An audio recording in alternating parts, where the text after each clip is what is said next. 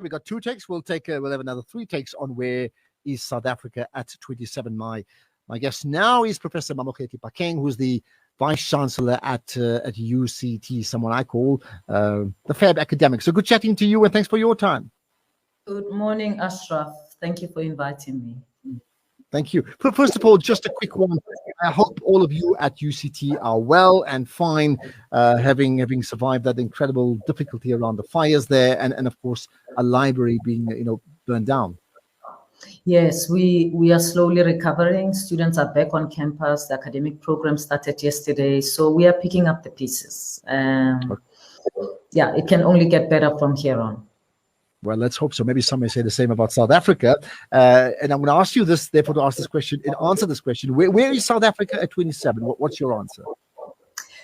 My answer is that South Africa at 27 is in pain. It is, it's looking back at what happened in '94, and some of South Africa is asking, what was that all about? Did we get what we bargained for? Is this what we fought for? Is this what we wanted? I think it is in pain. I think it is. I think it is in pain, in disappointment, and that doesn't mean when you're in pain and disappointment you have no hope. But I think it's limping, and it needs more of us to rise and recognize the pain, acknowledge it, and start thinking about how do we heal from here.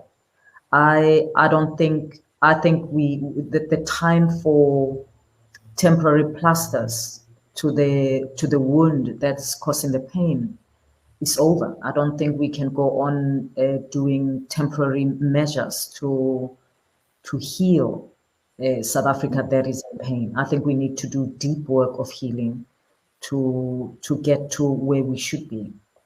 So would you say then 27th of April 1994, was that a clear break from the past, or was that temporary plasters at that time? I think at that time there was hope. I don't think at that time we thought there was temporary. I mean, there was some negotiated things. I mean, if you recall how we stockpiled thinking that things are going to blow up, and negotiations that were taking place behind closed doors over time so that the elections can take place peacefully. They're coming to the party of the IFP at the late hour.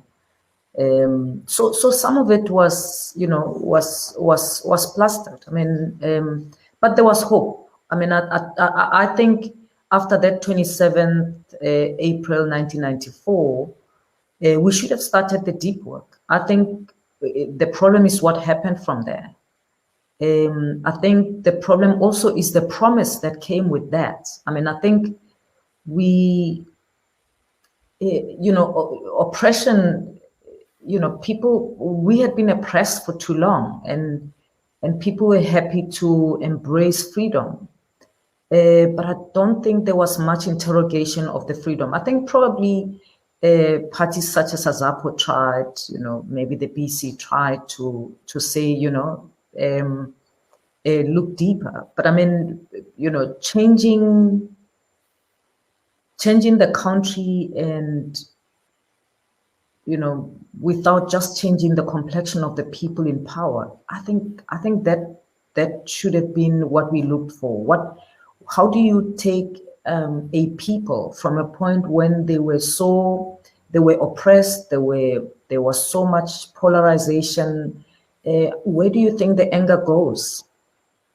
So the promise was there, Reconstruction and Development Program. There was the promise, and people signed up on the promise.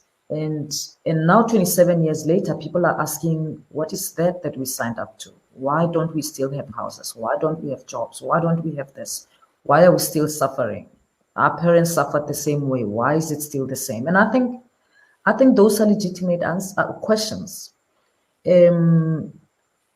Yeah, I think they're legitimate questions. And if we had thought at that time, our leaders thought about how do how do you heal a country? What is it that's going to make things change for good? That would have been something. I mean, I just think it was temporary, and it was change for others. I mean, I don't think it's completely, there was no change altogether. But I think when you come from a divided country like we did, and it was racially divided, and we sort of continued with the, I mean, if you like, the political structure, whatever, it didn't change much from the past. So people see success, development, whatever, as being like the other who was advantaged. So that becomes the measure. And so, you know, people today still compare with that. And it's like, we're not there yet. We're still where we used to be. Our children are still struggling to, you know, the middle class and the upper middle class are fine, benefited way more. The poor got a little better. Some that didn't have water finally got water, but there's still people who still have to walk miles to get water. There's still children. I mean, to borrow a very ANC phrase, because I mean they're the party in government, and they have been since democracy. You know, that a better life for all. So we've had sort of incremental changes, but we haven't had a significant change in terms of a better life for all, for the overwhelming majority of our country, of our citizens, right? We haven't. I mean, I wish, Ashraf, in '94 we were not sold a better life for all. Sometimes I wish there was even if there was something like, now the work begins. Now you own the country. Let's get on to work and make it happen, and then we can unpack what's the work. So the promise was a better life for all. You'll get houses, you'll get whatever, you'll get free education, you'll get this, you know, things will kick in. Do you see, the promise was much bigger. And if the promise was, we get down to work, we're going to build this country, each one of us. It doesn't matter how old you are, it doesn't matter how young you are. The process of building this country, we want our children to be born in a country that's different from the one that we grew up in.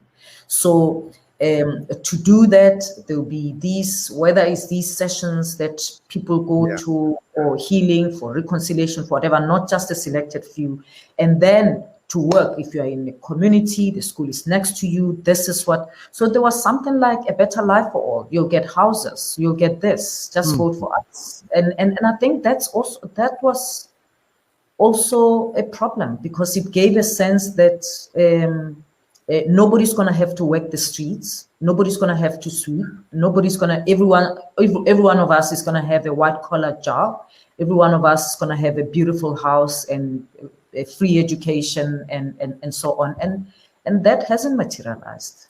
Well, I mean, I've used the example often at talks I've given. So how would we know that we've transformed considerably?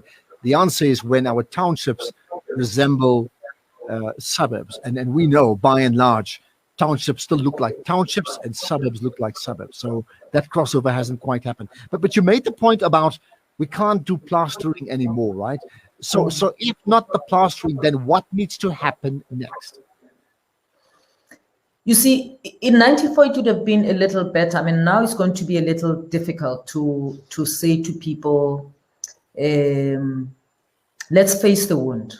It's going to be painful, but let's face it. I think we need the facing of the wound and say, what is the wound? And the wound may be different for different communities and classes of people. And facing the wound is difficult, removing the scabs, and saying to people, actually, you want the township to be like the suburb. Well, it doesn't happen on its own. So how do we in this township face our wound? How do we face our wound? So we sit and say, what is troubling us? We can complain about what people in that suburb are living like and so on. What do we do here? And then the people in the suburbs, also have to face their wound. They are not going to enjoy the suburb as long as the township is in a mess. We are not, the middle class can forget. I mean, it's a matter of time before the working class storms the suburbs and close them down. I mean, I just think I cannot be comfortable with so much poverty and inequality around me. I feel uncomfortable, and I know that it is a matter of time before we get. So that's our wound. We want to sit up and say, how do we make sure that our peace is sustainable? What we have is sustainable. We've got to start merging with the townships around us. Facing our wound is noticing our self-centeredness and how we can make these places around us better. And I think it's going to take leadership from those places, selfless, in the sense that you're doing things that are not just going to benefit you now, but they'll benefit you in the future.